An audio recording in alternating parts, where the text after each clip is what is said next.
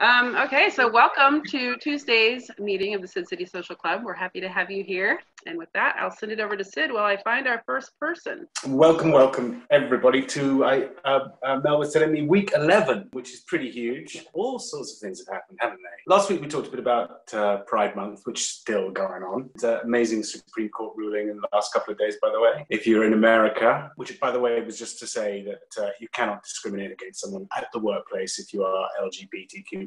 Today, I think we should bite the bullet. Not literally, but I think we should at least think about having a tiny discussion while we find out about you, but incidental discussion, but a very important one about racism, because it appears to be quite high on the agenda. You know, what do you think of racists, maybe? Or do you have an opinion? Or is it relevant? What is it? I always think of racism as dealing in a society is dealing with an 8-year-old child, you know, in a sense, because you have to positively reinforce the lesson you're going to give. You can't just get angry and scream at an 8-year-old child. They will eventually run away from home. And we're at a stage right now where maybe people are running away from home. Is there a way to connect? So anyway, if we do talk and you've got an opinion about that, I'd be very curious. Let's wheel on the first victim for tonight.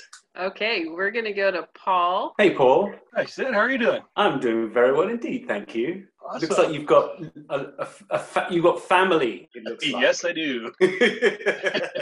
I got a daughter and a son, so. That's fantastic. Yes, I can tell because of all the ephemera all Yes. around you. Whereabouts in the world are you? British Columbia, Canada. Oh, wow, fantastic. We had the Torontons on Friday. So what are you up to? I work at a university here in town in the ITAV department, and we're just scrambling to try and keep teaching going while everyone's in this COVID situation. Absolutely. Excuse my ignorance, but what is ITAV? IT services, so computer IT, trying to figure out how we can do this kind of discussion with our students and getting them in the best value for their effort. Have you come up with a really good, what's your favorite Zoom program? For want of a better way of putting it.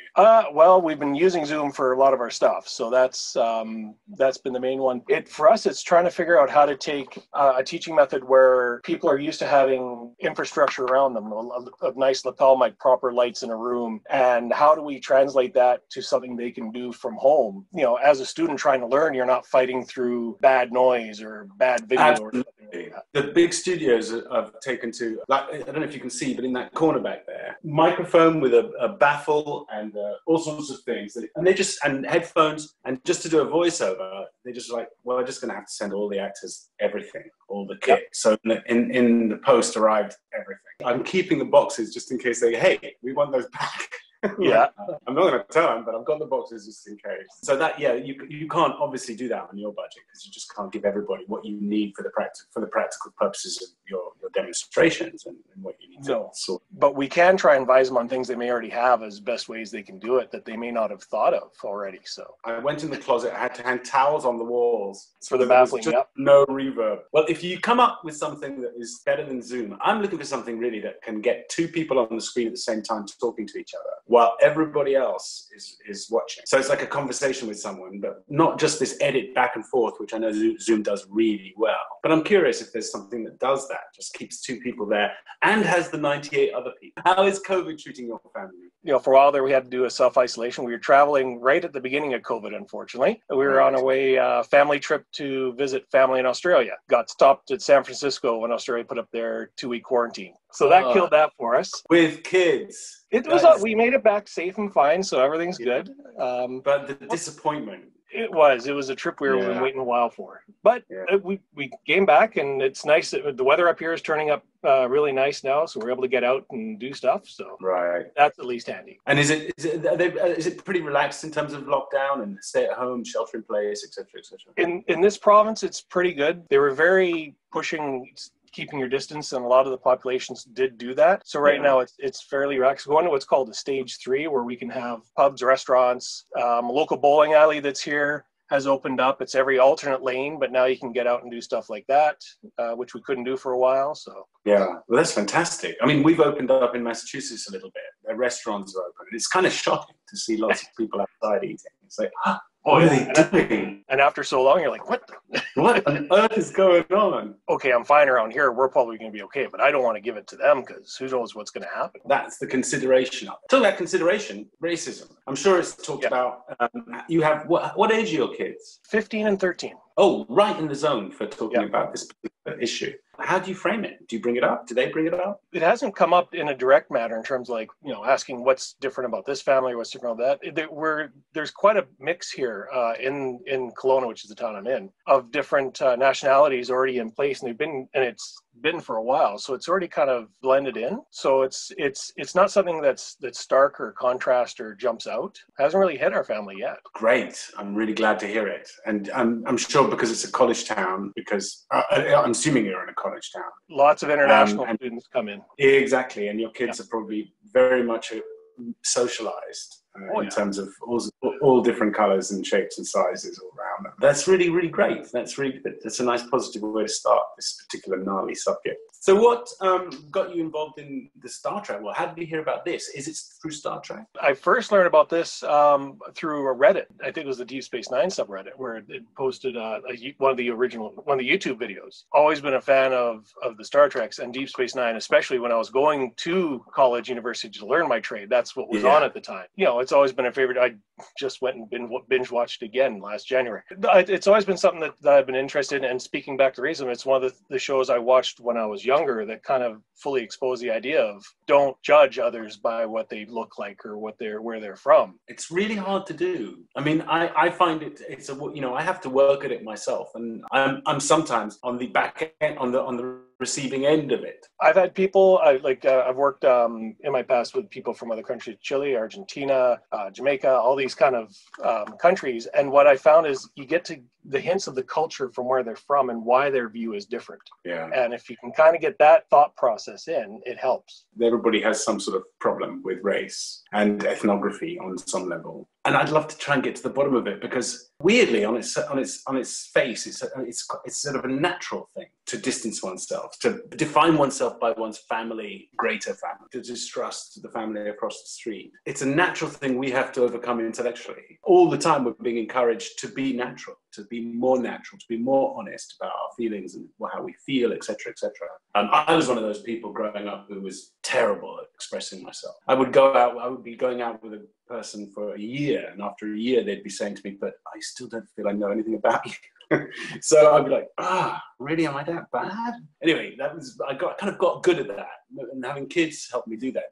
Did having kids change you? It definitely focuses you on different priorities in life, and then you also get to see the world through their eyes, and you see how they reacted to it growing up. What's caused me to have this perspective? You definitely reflect on a lot, seeing them go through all their changes as they grow and learn, and they demand intimacy. Being Canadian you're a bit like the British stereotype, in the sense that intimacy is not like the first base. It's not like the most available thing. But so did they help you overcome that, or were you always quite good at it? If it's one thing that I think I kind of realize more is just how much attention I pay to them and how much you're aware of their needs. If they're, if you just see that look on their face that they're confused or they're upset about something, and then trying to let them know, like, what, you can talk to me. What is it? What's going on? Some successes, some not, depending on the mood they're in. Of course.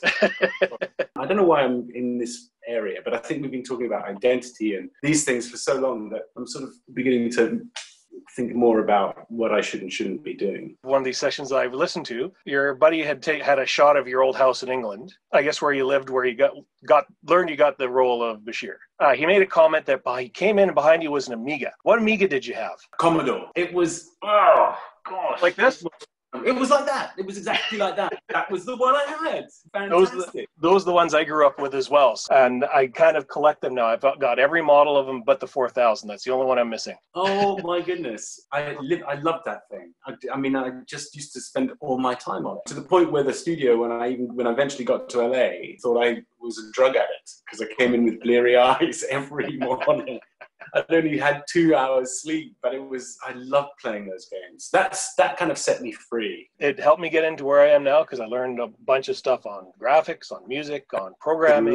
Absolutely. So great tool. That's really cool. It's been really lovely talking to you, my friend, and I hope British Columbia treats you and your family really well, and I hope you will get to go to a delayed trip to Australia to go and see your We'll get there. I'm sure you will. Good luck. Thank you, Sid. Okay, we're going to go over to Hope. Hello, Hope. How are you doing? Pretty well. I've always been pretty introverted, and Yeah. I always tend to stay away from the large groups. But having gone almost 3 months without that, I finally realized that's like, no, I need it every now and then because You miss I it. am going insane right now. Absolutely. And are you able to leave the house?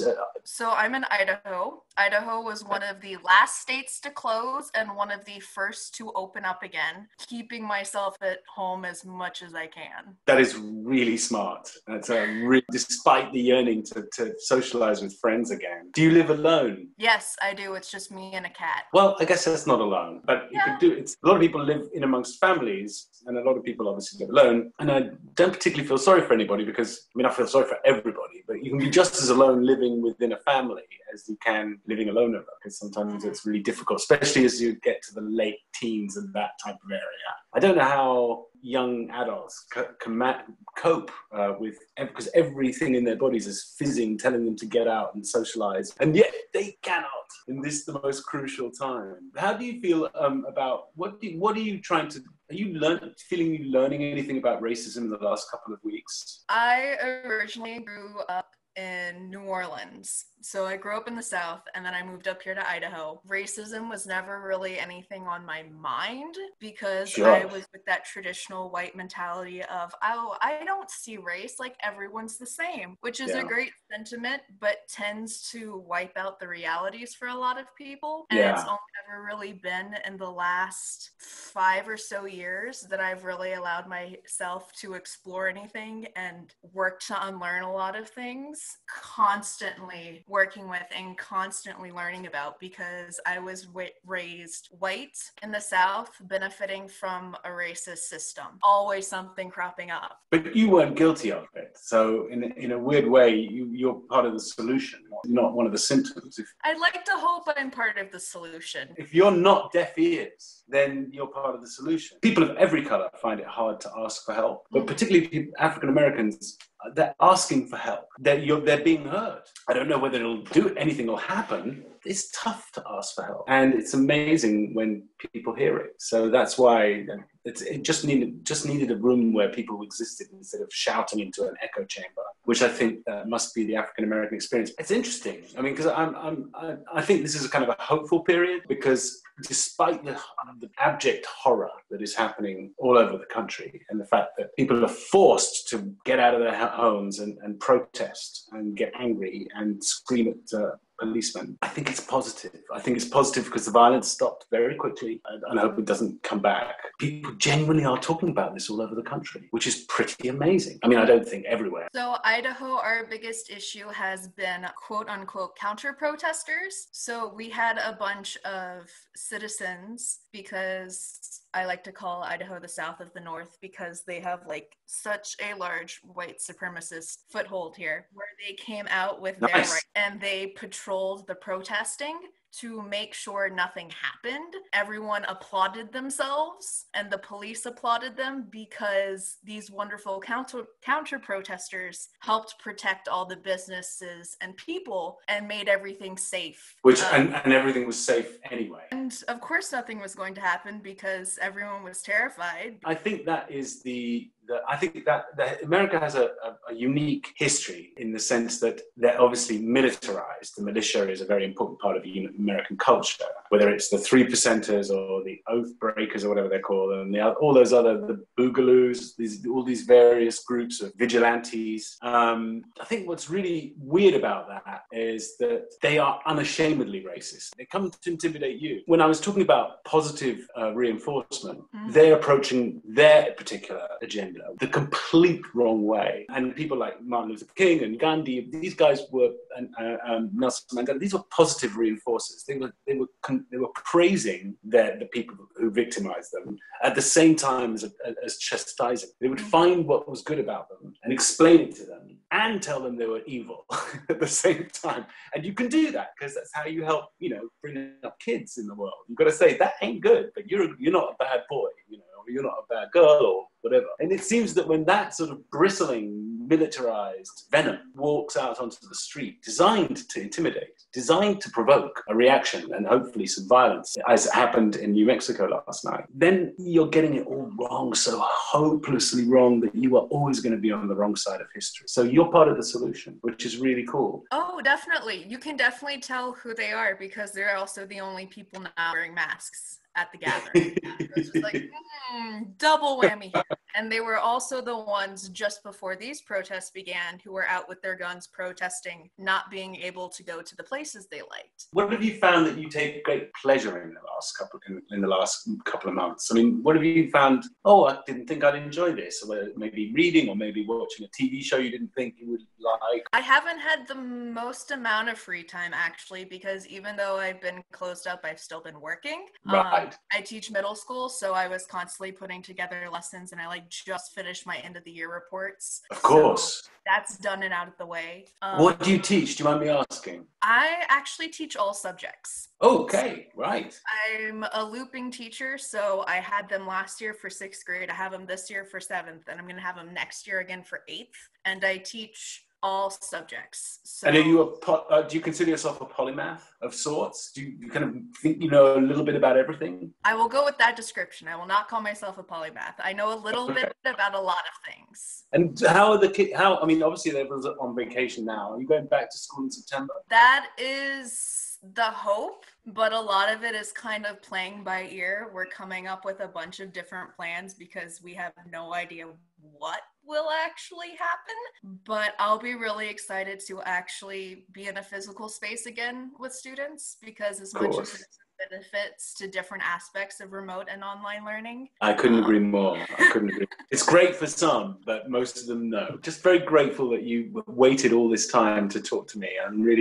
Thank you for sharing. And sorry for asking you all about racism, but I think this is a pretty good moment to do it. And I feel irresponsible if we don't talk about it a little bit. It's a question that should be asked a lot. It's really nice to talk to people about this, and I'm very grateful. Yeah, I think it's also a really big thing in teaching is that everyone's so worried about being too political. You can get fired over like the smallest of things if you're teaching the wrong content. A lot of people will argue that teachers or others who aren't actively in a political space should be apolitical people. I think that's the stupidest thing in the world because your resistance to some people is a political statement.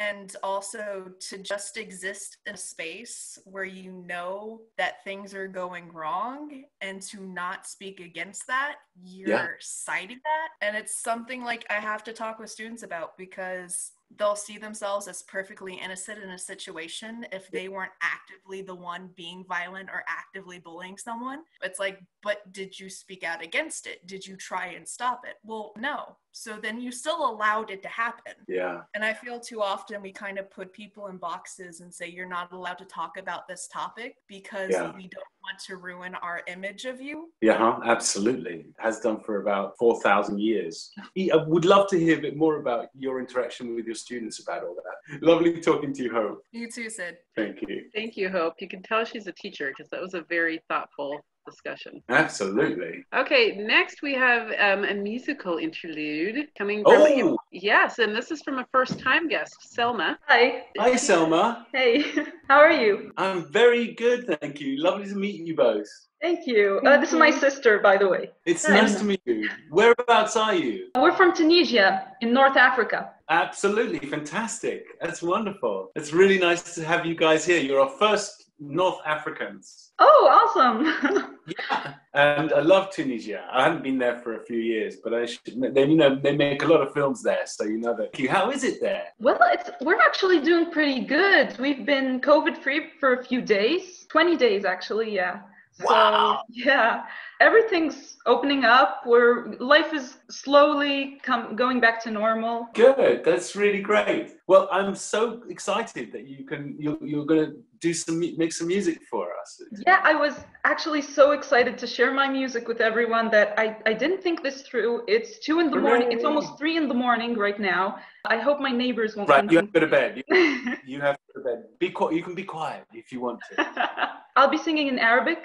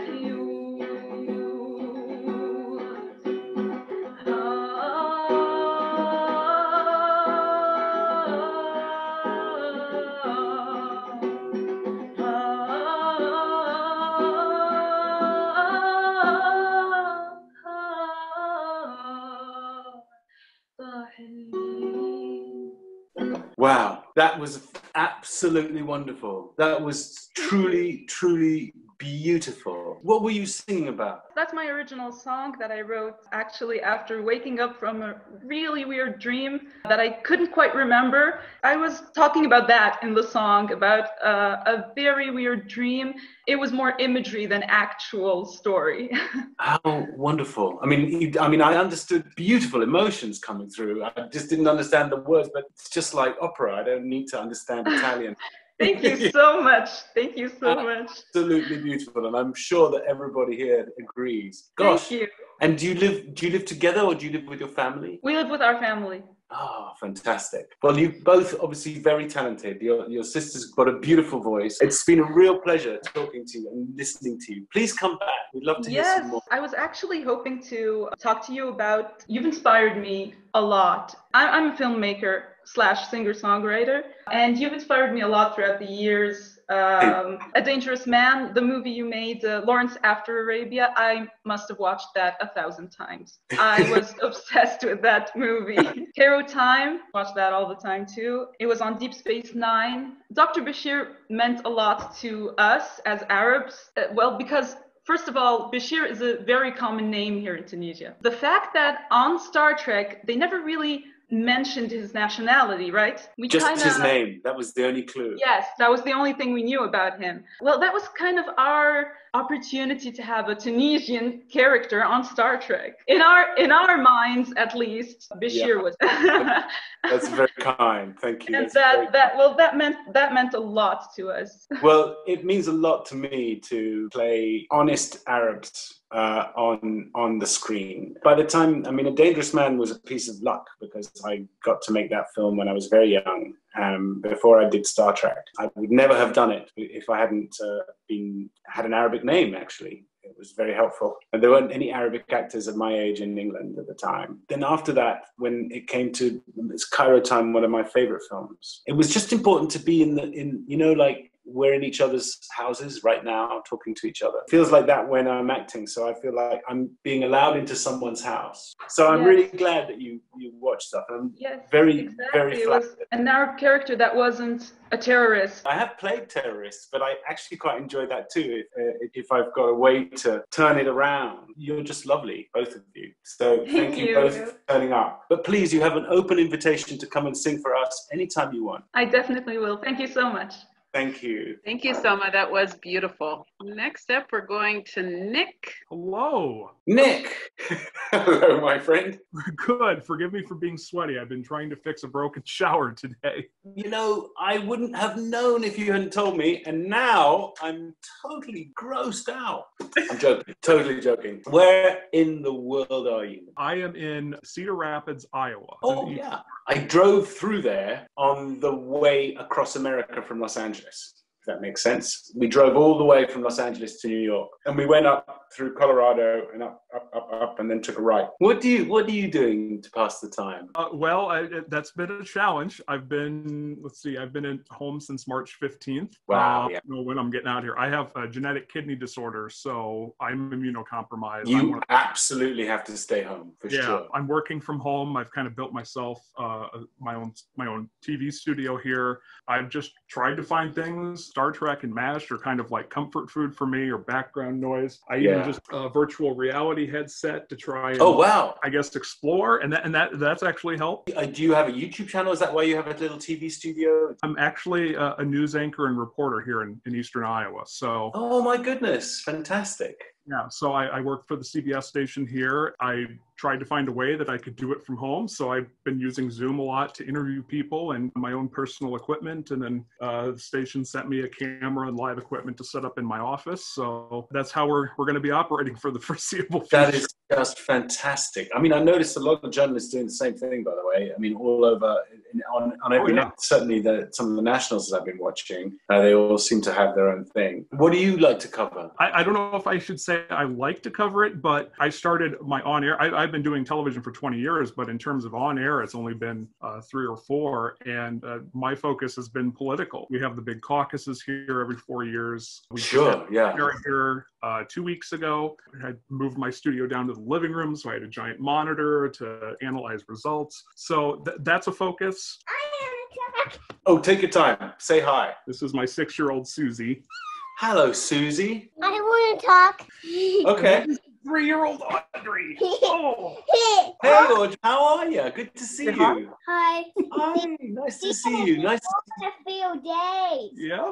Really? And what did you do today, girls? We have been playing PJ Masks. PJ Masks. They love dinosaurs. Fantastic. Yeah. That's great fun. You got to keep playing PJ Masks. This is fitting because they interrupt about a third of my interviews when I'm recording. That's it. That's their right. They have every right. I haven't wound up on a blooper reel yet, so I'm happy. They seem a little depressed. Oh, really? It's been a challenge to keep them entertained. It's not easy at this age, Well, it looks like all you need to do is have lots of Zoom meetings, and that will entertain them. Oh, yeah. They're adorable, both of them. You're adorable, both of you. I'm called Sid. And now she's going to be shy. Yeah, you can talk. You're welcome. What do you say? We've got a Jesus book. You have a Jesus book? Can we see it? Oh, yeah. That's great. That's the story of the Bible. How do you get yourselves entertained? Obviously, Zoom calls are going to be really good. I don't know how all of us would be doing this right now without technology. If this was 20, 30 years ago, I don't know how we would be managing. I'm trying to look around the corner of the screen, and then I realize this is a camera. I can't see around corners here. See what they're up to. What are you up to? Well, it's an absolute disaster right now, but I'll try and show you the setup we've got here. Please do. We'll try and hide the disaster of floor. This is my office and 2 computers, one from work, one from mine. And I see your tie on the back of your chair there. And then that's ready to go on. We have a camera, and then they use these little, they call them live view units, which apparently somebody has remoted into it. I don't know if I can hold that up. Oh, yeah, I see it. This little tiny box that uses cellular data and Wi-Fi data to send my signal in HD to the station, like I'm, running a live truck. So yeah, that's just super high tech. The technology that we're using right now, just to still report the news, has been a blessing, because otherwise I wouldn't be able to work right now. Absolutely. And your office has got it right. They know how to do this. That's what's great. No, we're very fortunate, and they were even before things started shutting down here, they were very accommodating to me when I said, look, my doctor's really concerned, and at where I'm at right now. So yeah, they were absolutely ready to help me out, and I couldn't thank them enough. Well, I think that's fantastic, and that high-tech office is brilliant. I think I'm jealous. I would love one of those for this. It looked like I was actually in a professional studio. So, yeah, it's been MacGyvered as long as no one sees. Well, actually, the people that I interview, they'll see the stickers on the wall. They'll see the Paw Patrol tent by the wall there. But when I'm on air, yeah, they just see the lamp and they see the computer, and then it just looks like a nice, clean room. Oh, yeah, that's kind of what I do. Anywhere to this side and that side is chaos. Yep. And right here is just about okay. Yep, wherever the camera's pointing, it's lovely. But beyond that, it's chaos. Well, listen, my friend, it's been such a pleasure to meet you and your family. And you have two delightful children, and it was a real pleasure to meet you all. I just wanted to say, since I didn't get a chance to talk to you earlier, a few weeks back during one of these chats, you talked about where people were getting their news, and it was to everybody that was in that, it was just great to hear that people are getting their news from good sources, whether it's local news or international news. Yeah, that really made me feel better, because that's the hard part, is just making sure everybody is getting the information that they need to get right now. Yeah, I thought it was important that week to talk about, because everything was disinformation, and a lot of people didn't trust what they were getting, and I just wanted to hear people's opinions of what a good site was. Where would you get? Where would you start? How would you begin? Where would you start? Obviously, CBS is going to be your study. There are affiliate, otherwise, I always, I try and share things that I think is important and relevant and credible on my Facebook page or on our station's Facebook page, because that's honestly, I think more people see us there now than on our own websites. Well, thanks, my friend. For those of us still at home, it really does mean a lot, and it's always great to connect with all you guys that we either grew up watching or are still watching today, because it helps in a lot of ways. So thank you. We're not stopping anytime soon. Have a good day. Okay, we're going to go to Ellie. It's really nice to meet you. Where are you? I am in Mexico. Oh, wonderful. Great. Nice to meet you in Mexico. I think you're our first person from Mexico that I've talked to. How are you? I'm fine. And situation is, well, I'm okay. We've been in quarantine about 3 months already. Yeah. And it's not stopping anytime soon. No. Are you in the city? I am in a city called Veracruz. Oh, yeah. Yeah. Okay. Yeah. I have a nice beach and all that. Well, I haven't seen the beach in 4 months, but I know it's there. Yeah. Yeah. And what do you do to make yourself okay? I've been taking a lot of classes online, taking over my niece's classes. They haven't been going to school for months, so I'm the one trying to keep them up. We've been doing a lot of activities together. I read with them, and we make puzzles and all of that. That's fun. That's good. That's great. It's been fun. We spend all day doing activities, and then at night we go. I don't even know how to say that. We go skating out. Oh, yeah, absolutely. We go skating, and we try to keep ourselves occupied so we don't go crazy on each other. It's a really good idea. That's actually one of the most important things, is not to go crazy on anyone. Yeah. And what do you normally do if you weren't in quarantine? I studied architecture. Congratulations. Thank you. It was horrible. I don't want to. So I never. The last 3 years, I almost didn't came home. Like, I came home to sleep, and I was other part of the day out. So this time, I graduated, and I immediately, I want to be employed. I start sending applications, and my mom was like, no, take your time. I haven't seen you in months. My favorite artist is Mexican, and I wonder if you know him. His name is Rufino Tamayo. Yes. Well, I don't know him personally, but I've seen his works.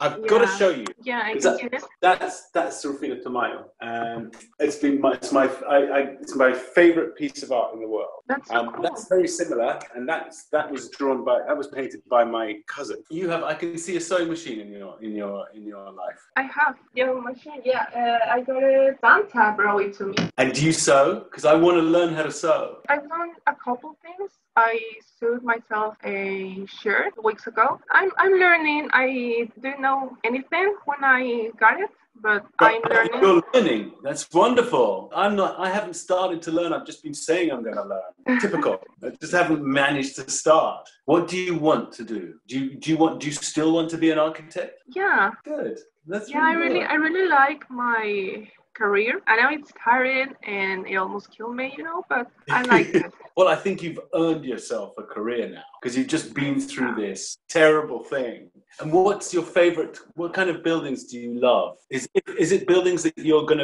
want to do? You want to design? Well, I am specializing in urban development. Okay, so you would like to buildings in the landscape. Yeah, I'm more like. So more engineering side. Yeah. So you're more interested in the engineering than the design. Yes. That's fantastic. Kinda. That's pretty great. Have I got that wrong? No, you got it right. That's exactly. I mean, you have to do both. Obviously, if you're going to study architecture, you have to study everything. You can't just go. I just want to do this little bit. That is fantastic. That's ultimate. Actually, probably the most important part of being an architect is making sure that the thing doesn't collapse, especially in places like Mexico and California where they have earthquakes all the time. Who are you living with? My parents. Right. I live with my parents and my nieces. Yeah. How many nieces? What's your favorite thing to eat during COVID? I'm not a good Mexican because of this, because I don't like tortillas that much. Yeah, nor me actually. I'm not a big fan either. What do you like? I say this a lot. I love carbohydrates. I don't know how to say that. I love pasta. I love pasta. Carbs, yes. I love pasta. I love pizza. Everything that's not good for you. That's correct. How do you feel? Is there a conversation happening in Veracruz about racism? There's a lot of conversations happening in Mexico. We're not living it directly. We receive all the news that's happening in United States. And there's been a conversation recently. A lot of Mexicans don't believe we are racist because there's a lot of mixing going on here. Yeah. I didn't even realize there was a difference between white people and brown people until I was very old. You're very lucky. Yeah, but it's because we are so mixed here. Yeah. It took me a couple years to realize that my dad was really white, fair skin, blue eyes, and that it was different to me, that I have curly hair and my skin is very brown, until someone asked me, is he really your dad? And I'm like, yeah, we're so alike. How do you not see that? But I realized it was because of the eyes and the skin. Right. Mexicans don't think they're racist. A lot of them don't think they're racist, but they have every right to think the way they want. They're often discriminated against themselves. I mean, in America, not everybody likes Mexicans. No, the thing is, they are. There's a lot of racism in Mexico, even if they don't truly see it. You have to constantly monitor yourself. You have to constantly listen and be careful and be considerate. And yeah, it's a slow process of re-educating yourself. I've had to do it. I have to take a look at myself and thinking about the things I've been doing and saying wrong. But I think that's the way. I think that's the answer, because I don't think you can put the responsibility on your school or your parents. You can hear when you hear something wrong, and you can hear when you say something. And it's just the discipline, which now you're very good at because you've spent 5 years. We've just talked to 2 lovely people in Tunisia. We often talk to people in Belarus, in Brazil, all over the world. And I bet you that every one of these people would say what you're saying, that we have no choice. Yeah. And yet, despite all of us people thinking, right, we have to do something, the people who really can make a difference, the people who manufacture cars and all the different polluters, for want of a better word, don't help. They're not doing anything to help. Listen, it's been such a pleasure talking to you. And I hope you get out soon and that you find a beautiful job, the one that you always dreamed of finding, and that you work hard. It's a real pleasure. That's so nice. Thanks, Ellie. Thanks, Mel. Next up, we are going to go to Matt. Matt, what's going on? How's your curtains are perfect. They look good.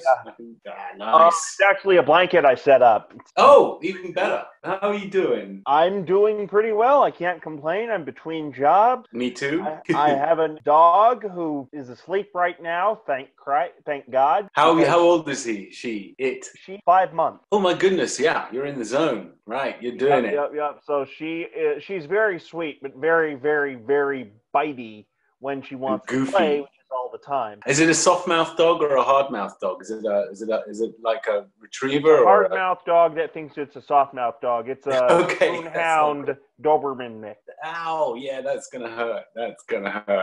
They got teeth like needles at 5 months. Yep. Whereabouts in the world are you? Silver Spring, Maryland. It's not too far away from Blair High School. Wow. But they moved it. And they moved the high school from Blair to Silver Spring. For a while, people were always going, "Hey, do you live where that movie was shot?" And I'm like, "No." So you must be living it down now. It must be kind of nearly over because the Blair Witch thing now is it's a good 10 years ago. So hopefully people are forgetting about it. How is the lockdown situation where you went in Maryland? It's not as bad as it is in some other states because our governor isn't what you would call a moron. Right. He's doing his best. It's like, people can go to the grocery and they still wear their masks and everything, but they're opening up in shifts, as I understand it. Same as Massachusetts, I think. Yeah. And are you free to leave the house, or do you have a condition that it's just not smart to? I have a condition called I'm comfortable, my TV, I'm comfortable, my laptop's here, my fridge is in the kitchen, why the hell would I leave? Okay, yeah, I understand that. But I can walk my dog, which she really enjoys. We have the neighbor's dog come over and the two of them go nuts. Because she's a puppy too. So we got these two giant, well, Chloe's a little smaller, but we got these two dogs that are going to be huge that still think they're puppies. And they run all over the place. And, if you don't hear them barking, that's when you're worried. Yeah, that means that they're chewing something. Gosh, I do remember. So what do you do to amuse yourself? Well, occasionally I do a little bit of voiceover at work. It's my hobby. I haven't had that many auditions yet because, when I haven't been vegging, I've been looking for a job. Because I'm part of it's a job placement program. Yeah. And I sing a bit. And I love to tell jokes, and the thing that makes me happy is to make other people feel happy, feel like a joke, even if the joke is on me, as long as they're smiling, that's the bottom line. That's kind of like being an actor, basically. We're entertaining, sometimes we make a complete idiot of ourselves. That's not the important thing. Mm-hmm. Yeah, how do you feel about, I'm going to say it's too big a question, how do you feel about racism? But I'm going to channel you down that lane. What is your understanding of racism? Perfectly honest, I've never been discriminated against. I am a full-blown wasp, buzz. But I have seen it happen. It always ticks me off because, we're all humans. We all breathe oxygen, and we all have our basic needs and stuff like that. Do you think the latest conversation that's happening in the country now and in the world at the moment has changed your mind about anything? Has it changed your viewpoint on it in any way? Anyone should be able to say, I am proud to have a family member in law enforcement. I mean, I have family members in law enforcement. My mom's brother is a dispatcher, and for a while he was a highway cop, and this was in Houston. My family is originally from Houston, and people should be able to say, I'm proud that my family is in law enforcement. But because of the actions of some police aren't being held accountable, you have to say a but. And I'm proud of and I think it's kind of sad that people have to say those buts. Yeah. The actions of a few. I'm just wondering if your attitude has changed in any way because of what you have witnessed this last couple of weeks. I understand entirely that you feel protective of family who are in the police, and I don't think anybody's really out to hate all police. Honestly, I've lived a pretty sheltered life, so I knew it was bad. I just didn't really understand how big the issue was until these past few weeks. I mean, I knew that it had happened. I mean, it just didn't really hit me. That's great.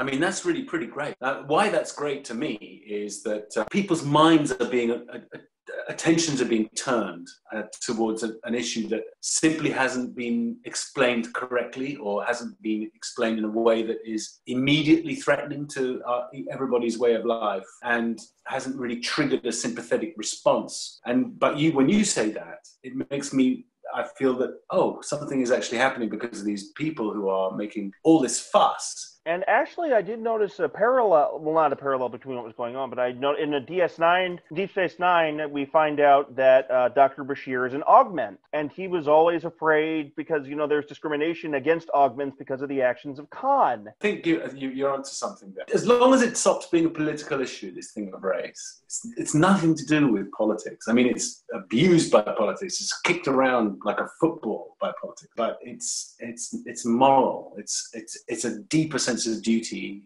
that we have to each other that is an issue here, and that is being contested right now, or tested. I'm really glad that that people are listening, and it appears to be that people are listening, and it gives me hope that you say that I kind of had a sheltered life. I really hadn't had to pay much attention to it, but now I'm seeing it up close. That's it's had an effect, and that's really useful, because that means that a lot of people like you will be thinking exactly the same way. Everybody has noticed their own vulnerability from whatever community as well this time.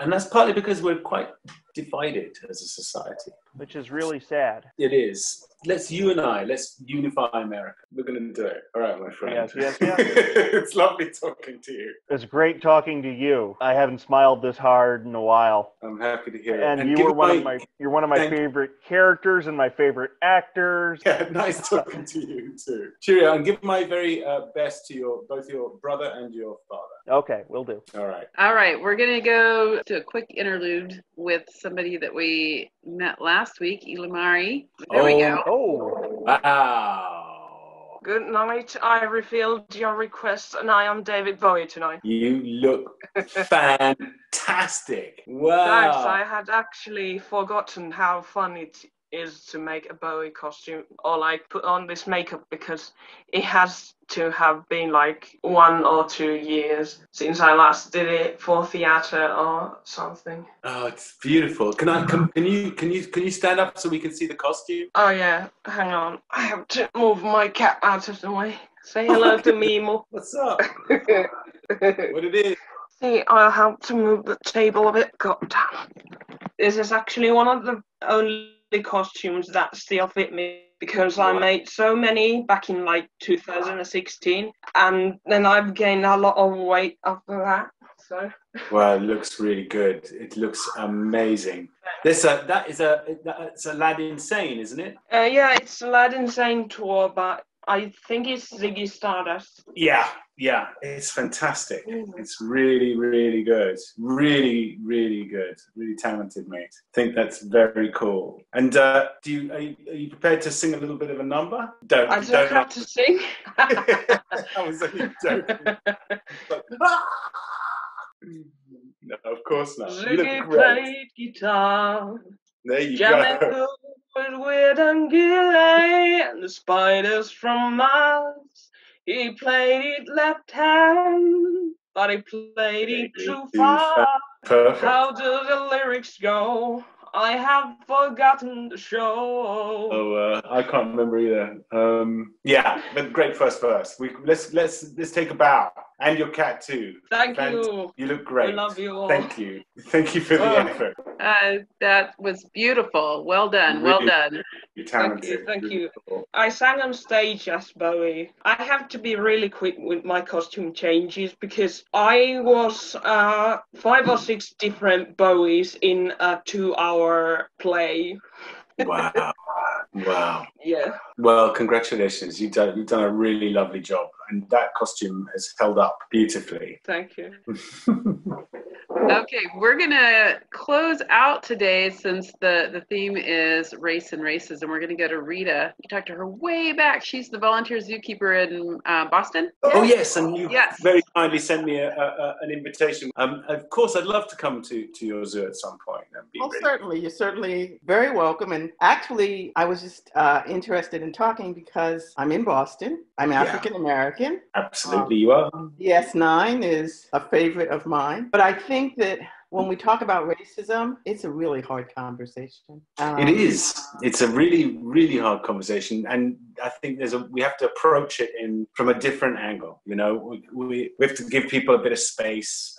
I'm not African American, but we have to let them get some stuff wrong because it's prickly, isn't it? And I think we also have to sort of talk about the ism in racism. It is possible to be racist and not be a hate-filled person. Racism works because of privilege. You don't have to hate Black people or Mexicans or gays and lesbians. You don't have to hate them because the system kind of does it for you. Yeah. You know? And so I think one of the things we have to do is to just sort of talk about the systemic aspect of it. Curious to know, and I completely agree with you. I think that's very wise. But the systemic, in a way, is a kind of out of reach for most ordinary people. Ordinary people who don't have a hand in the system, who have no way to reach in and change the law of some particular company or some even family hierarchy. Something simple like how do they get to understand it's okay that they can't change it, but how can they help? How can they help us? You know, there's an old joke about a new minister who goes to his parishioners, and there's an old lady, and you can see that the walls in her house are kind of ombre. They're dark at the top and lighter at the bottom. And it's because she can't reach as high as she used to when she was younger to wash the tops of the walls. And she sees him staring and she says, I see you looking at my wall, but what I've learned in life is you keep it clean where you can reach. Yeah. And That's so I think that's what people have to sort of do. You just absolutely. I mean, that's why I like the idea. I'm not sure if I'm right, but I like the idea of talking about positive reinforcement as well as negative. I mean, you do get to scream, you do get to shout, you do get to cry murder, but there has to be a positive message for the people who need the positivity to move forward, at least an avenue a door through which to walk. I think that's what individuals can, that's how I mean, what's beautiful about this last few days, if there's anything to be found at all in the dirt on the floor of all this, is that a lot more people feel they have an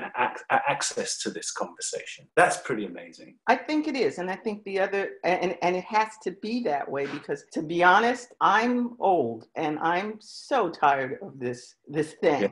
I don't feel like it's my responsibility to teach people about their racism, that they have to take responsibility for seeing it and dealing with it. Part of the reason this is all happening is because, you know, we've got a Black community that's been hit super hard by COVID. You know, then we had the Ahmaud Arbery thing, we had the Central Park thing, and now this. And George Floyd, all of this was caught on video and all of this is in your face. People can't deny it. We have to sort of look at it. They will try and deny it. I hope they will try to deny it. And there's a certain group of people, number 45 comes to mind, but there's a certain group of people who will never, ever, pretty much all change in society is done by a small group of committed people. I think that was It is, you guys have done your job well. I mean, over the last, I'm certainly not part of your cohort. I haven't been